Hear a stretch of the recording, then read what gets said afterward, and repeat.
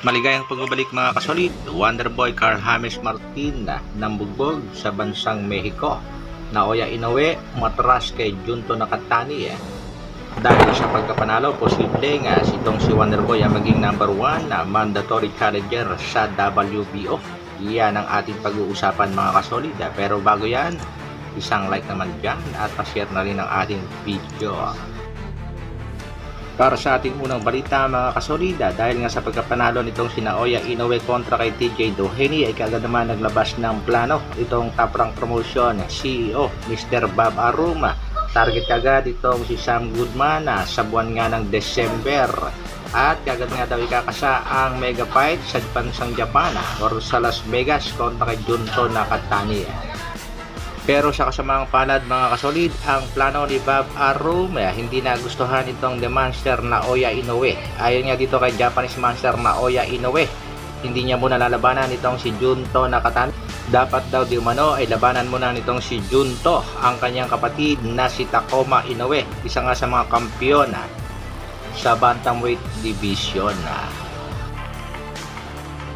Sa kabilang balita naman mga kasolid, breaking news sa ginanap na laban ng ating kababayang si Carl James Wonderboy Martin kontra nga kay Anthony Jimenez Salas. Technical knockout ang inabot ng Meksikano.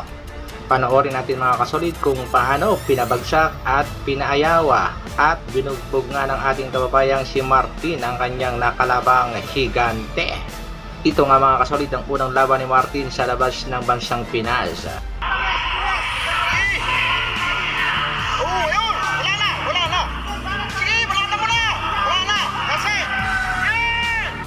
Dahil nga sa pagkapanalo ng ating kababayang si Carl James Wonderboy Martin, alam naman natin rank number 3 ito sa kasalukuyan sa WBO. Ang rank number 2 na si TJ Doheny natalo sa Japanese Monster at ang rank number 1 ni Sam Goodman, hindi impresibo ang pagkapanalo kontra sa boxer ng Thailand. Kaya 100% mga kasolid pag-update ng WBO, nakakalamang maging number 1 na mandatory itong si Wonderboy Martin at posibleng ito ang isagupa sa halimaw ng Japan na si Naoya Inoue.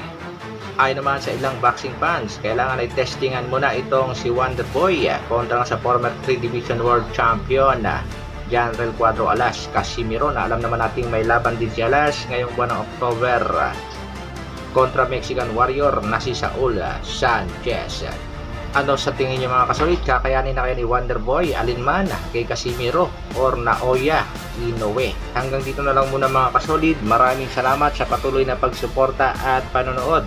Isang like naman dyan at sa mga bago, pa-share at subscribe na rin sa ating munting channel. Mabuhay! Brrr.